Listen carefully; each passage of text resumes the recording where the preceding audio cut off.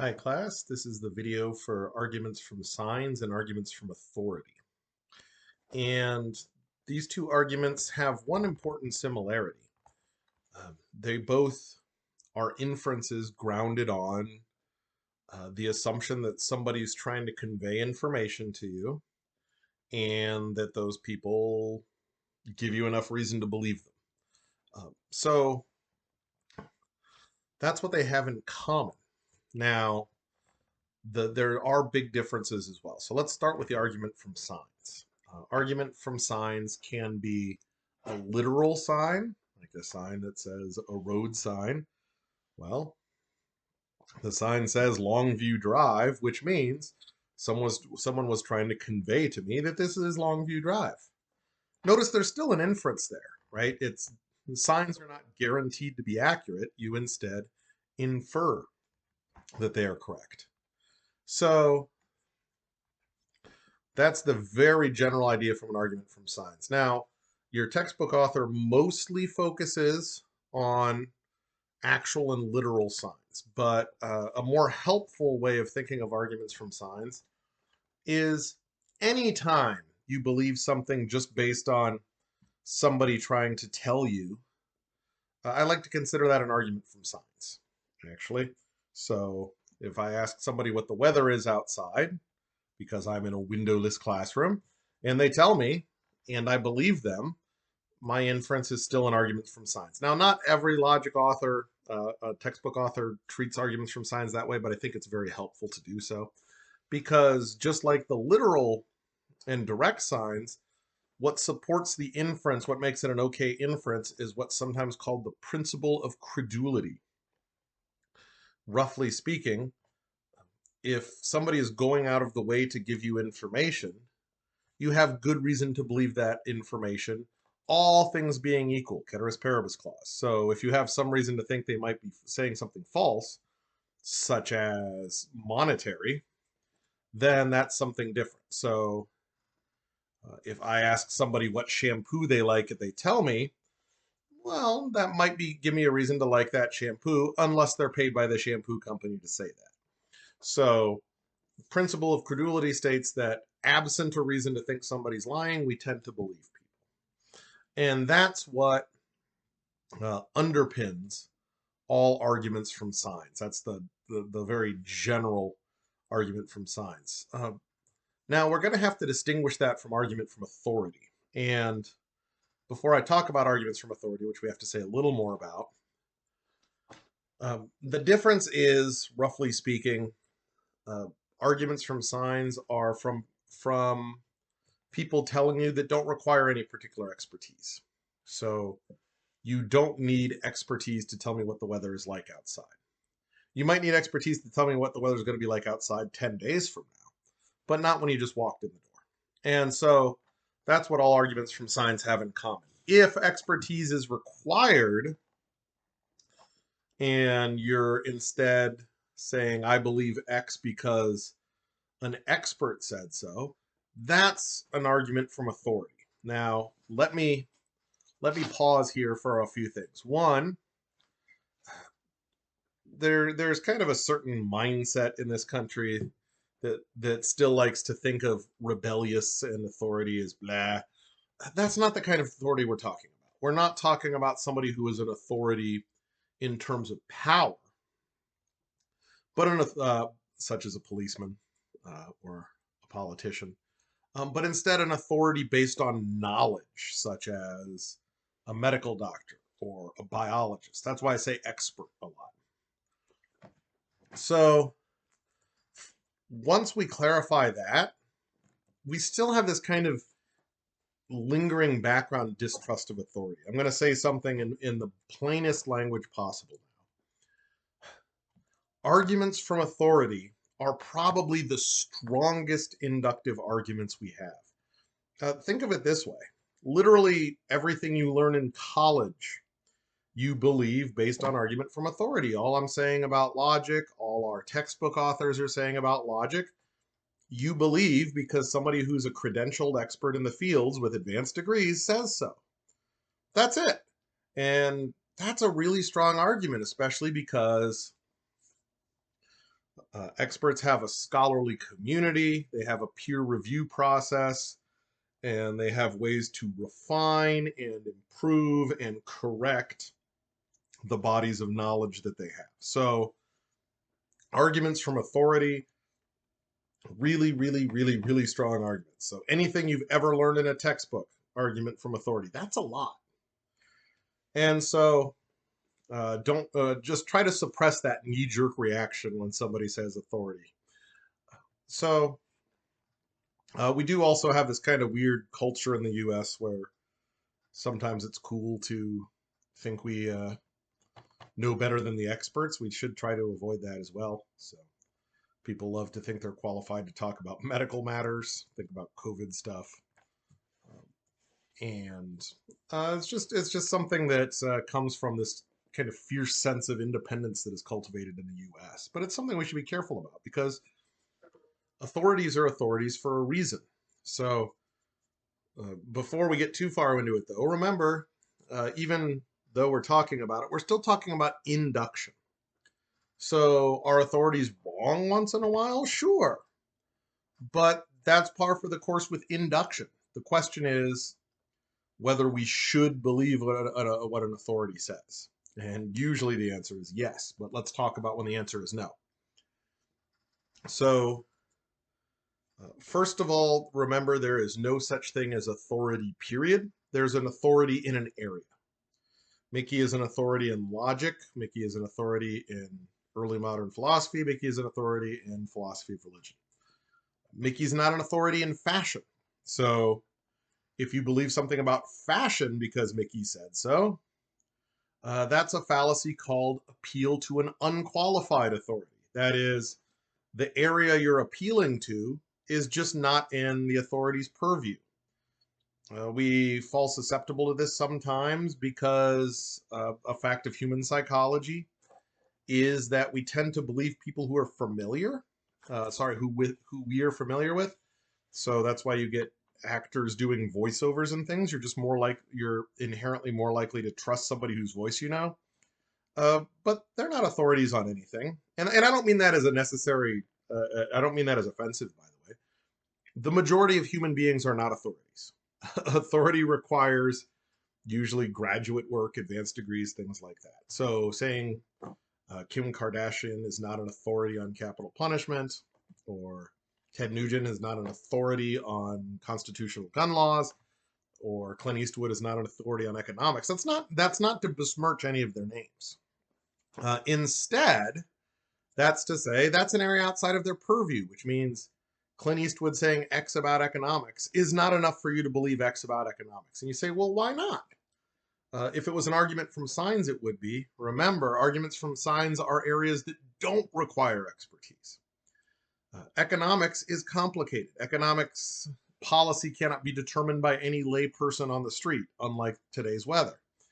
And so once we have a complex area, you need to know a lot. You need to be able to recognize, bad articles and bad information in that area, et cetera, et cetera. And it's something that lay people can't do in certain areas.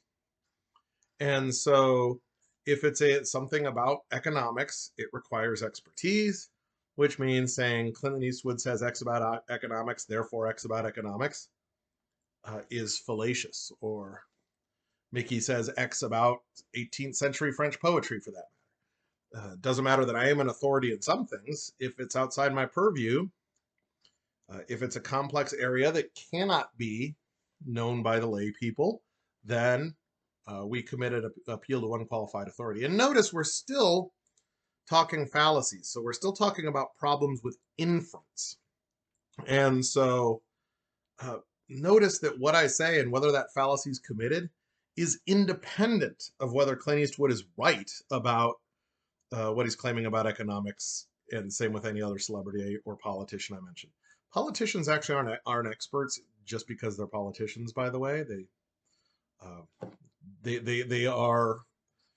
have power. That doesn't make them able to process complex bodies of knowledge in the way required for authority. So anyway, That's one way to commit an appeal to unqualified authority. There's a second one though that we already hinted at with the argument from Sines: bias.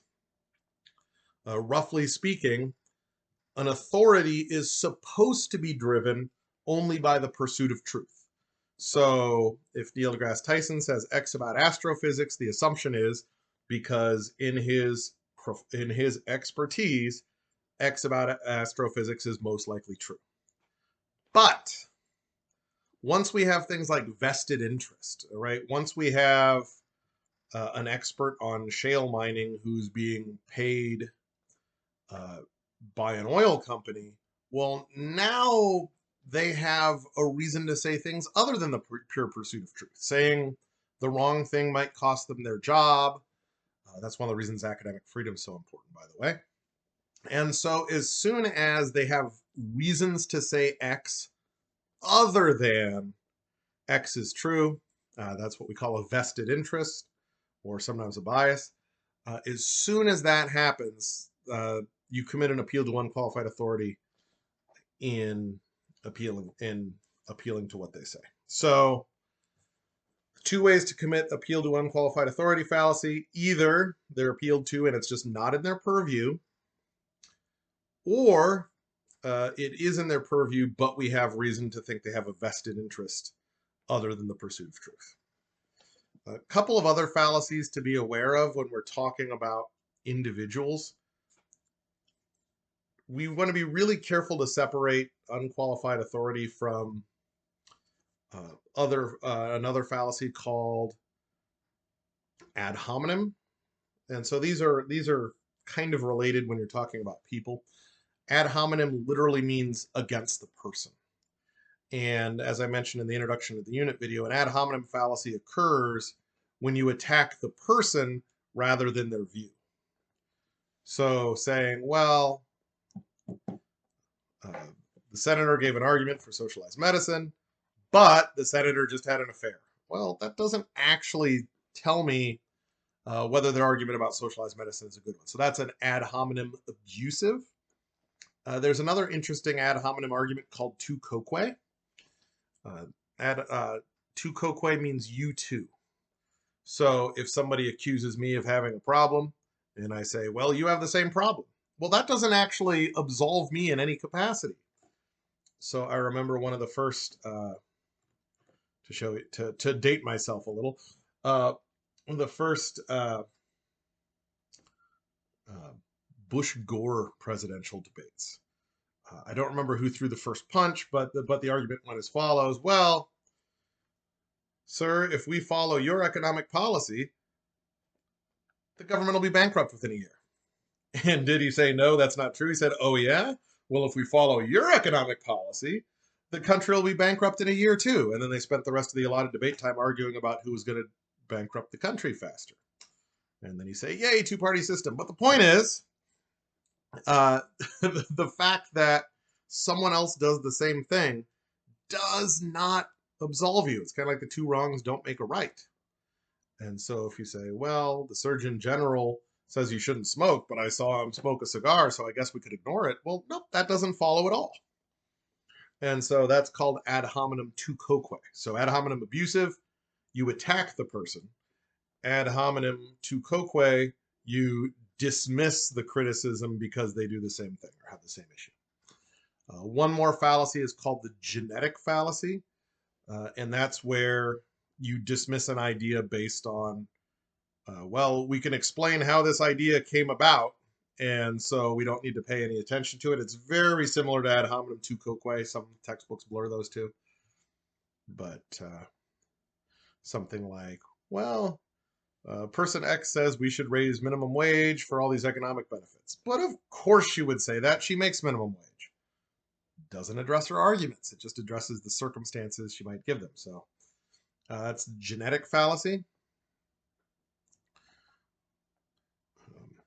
Like saying, well, a philosopher of religion says these things because that's their upbringing. That's pretty dismissive when somebody gets an advanced degree in philosophy of religion. So add argument from Sines, arguments from authority, both have in common we believe something because somebody told us. Argument from signs is much less strong. It simply rests on the principle of credulity. Well, if they told me that and I can't think of any good reason they'd lie about it, I'll believe it. And by the way, we basically need that rule to live. It would be crazy to operate in a world where you doubted everything everyone said that you encountered. But if it's an area that requires expertise, if it's complicated, if it's something lay people can't do and lay people can't evaluate completely, totally, and properly, then instead we move to an argument from authority, where we believe something because an actual authority in the field said so. So authority usually means advanced training. Usually that translates to graduate degrees, but there's theoretical authorities in other fields like construction and things like that. Advanced training, stuff the lay people can't do, and lay people usually can't process the evidence about it with full accuracy. And again, that's not being dismissive of lay people, right?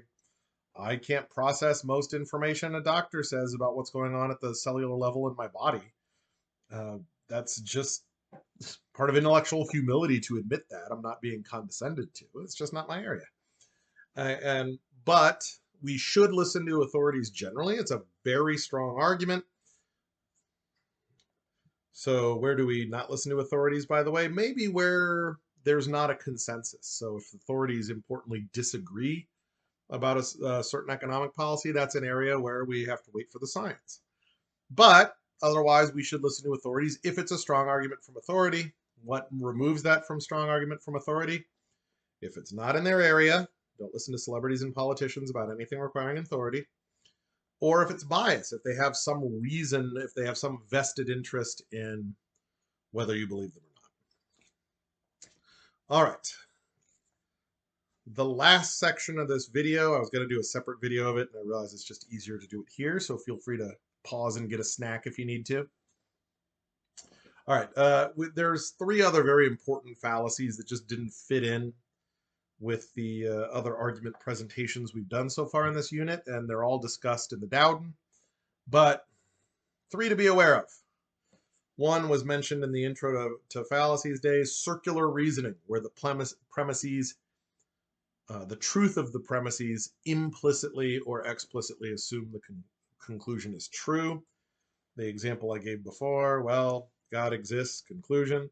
We should believe God exists because it says so in the Bible. We know the Bible's accurate because it was inspired by God. Well, we don't have that argument doesn't give us a reason to think the Bible's accurate unless we already assume the conclusion's true. That is circular reasoning. And it's a specific type of an argument, sometimes called begging the question, where it just assumes what's at hand. Reject the Democrat policy because it's socialist. Well, that doesn't actually mean anything, right? Well, unless you tell me why socialism's bad, you're not saying anything. Another type of fallacy we should always be aware of and to seek to avoid is called a straw man. You've probably heard of it colloquially before. A straw man is a very specific argument pattern. Watch for it. You'll see them a lot. In a straw man, the original position is distorted. And then the distorted position is rejected or destroyed as if, and pretending they destroyed the original instead. So, to continue with the example I just gave, well, Senator X gives reasons why we should have universal health care. Sadly, we'll have to reject that. Socialism has been found to be totalitarian in these certain ways. That's crazy, so we should reject the argument. So what happens? A distortion. We went from universal health care to socialism, which are not the same things, especially authoritarian socialism. And then the rejection isn't to the senator's view. The rejection is to the distorted view. They're not fighting a real opponent. They're fighting a straw man. That's where the name comes from. Our goal is what's sometimes called a steel man, the exact opposite, where through the principle of charity, something we'll talk about later, we try to make the opponent's view as strong as possible before we reject it.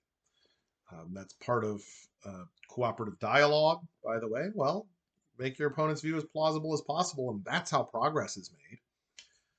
You never make any kind of progress other than rhetorically by destroying distortions of views. So that's a straw man.